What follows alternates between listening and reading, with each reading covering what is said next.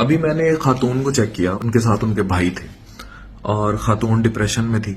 میاں دبئی ہوتا ہے، اوورسیز ہوتا ہے. اچھا میں اس سے ایسی باتیں کرنے لگ گیا. 2 بچے تھے، کراچی شادی ہوگی ملتان سے.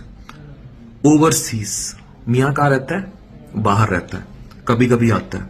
اب میاں جو ہوتے ہیں، یہ جو لانگ ڈسٹینس ریلیشن شپس ہوتے ہیں، ہم بڑی بات کر رہے ہیں شعیب اور ثانیہ کی طلاق پر. آپ کو پتا ہے کہ پاکستان کے ہر دوسرے گھر کا یہ مسئلہ ہے، اسپیشلی وہ جن کے میاں ساتھ نہیں رہتے، ایون دوسرے شہروں میں بھی رہتے ہیں تو یہ مسئلے ہیں. ہم لوگوں نے نا لانگ ڈسٹینٹ ریلیشن شپس جو ہیں، لانگ ڈسٹینس کے میاں، ان دونوں کے ریلیشن شپ میں بھی یہی مسئلہ تھا. بیوی پاس نہیں رہتی تھی، وہ پاکستان لانا چاہتا تھا شعیب، وہ آئی نہیں، وہ دبئی شفٹ ہو گئی. کبھی کبھی یہ ملتے تھے. اب اوورسیز جو باہر رہتے ہیں، مرد کو باہر منہ مارنے کا موقع جب کھلا ملے گا، تسی ہانڈی دا ٹکن جڑا کھلا چھڑ دو گے، پھر تسی ایکسپیکٹ کرو گے کہ وہ منہ نہ مارے. یہ تہاڈی غلط فہمی ہے. تو ہوتا یہی ہے. اب اوورسیز میں آپ کہیں جی مجبوریاں ہیں، ہم بھوکے مر رہے ہیں. میں برملا کہہ رہا ہوں، میرے پاس جتنے مریض اوورسیز آتے ہیں سب کو پتا ہے، جس میں خواتین کی بھی اکثریت ہے. لوگ مردوں کو ٹھرکی کہتے ہیں. اوور آل ہر معاشرے میں، پاکستانی معاشرے میں بھی، خواتین جب فرسٹریٹڈ ہوتی ہیں تو وہ بھی ٹھرک کی طرف چلی جاتی ہیں. ایکسٹرا میریٹل افیئرز جہاں مرد باہر منہ مار رہے ہوتے ہیں، وہاں عورتوں میں بھی کامن ہے. اب اس حقیقت کو سن لینا ہے تو سن لیں، نہیں سننا تو you are living in a fools paradise.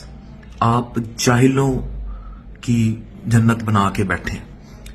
عورتیں بھی ایکسٹرا میریٹل افیئرز رکھتی ہیں، عورتیں بھی فرسٹریٹ ہو کے، ڈپریس ہو کے کوئی نہ کوئی سہارا ڈھونڈتی ہیں. انہوں نے تم سے سہارے کے لیے شادی کی تھی اور تو پارتے نہیں لگے ہوئے سی. اب وہ سہارا تم نے یہ دیا کہ تم نے 1-2 بچے سٹے، جوان لڑکی سے شادی کی، اس کو یہاں پھینک کے چلے گئے. یاد رکھیں جو سسرال والے ہیں نا، ان کی خدمت کرنا ڈائریکٹلی بیٹے کا کام ہے. تمہارے ماں باپ کی خدمت کرنا اس عورت پر جس کو بیاہ کے گھر لائے ہو فرض نہیں ہے، فرض تم پہ ہے. وہ اگر کرتی ہے تو وہ اس کو کرنا چاہیے اخلاقی طور پر. ہمارے مذہب میں کوئی کمپلشن نہیں ہے اس پہ کہ وہ ساس سسر پالے. اور تم لوگ، اس نے اپنے ماں باپ کی اس طرح نہیں کیا ہوتا کہ تم لوگ اتنی کمپلشن اس پہ ڈال کے وہ بچے بھی سنبھالے، تمہارے بوڑھے ماں باپ بھی سنبھالے. تم باہر دبئی میں، گلف میں، عمان میں ننگی ٹانگیں دیکھو، عورتیں دیکھو، فلپینی لڑکیوں کے ساتھ جا کے مساج کراؤ اور ہر قسم کے وہاں جو بھی ہیپی اینڈنگز کراتے پھرو، عیاشیاں کرتے پھرو اور ایکسٹرا میریٹل افیئرز چلاؤ. اور یہاں وہ بیچاریاں یا تو سڑیں گی یا پھر فرسٹریشن میں کوئی سہارے ڈھونڈیں گی.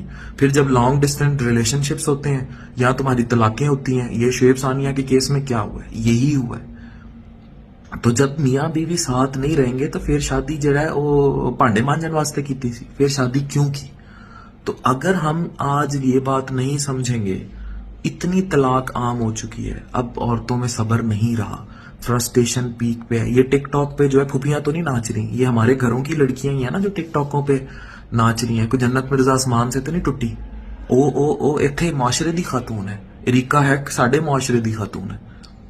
یہ ساڈے معاشرے دی ہیں جڑیاں نچن نہیں ہیں.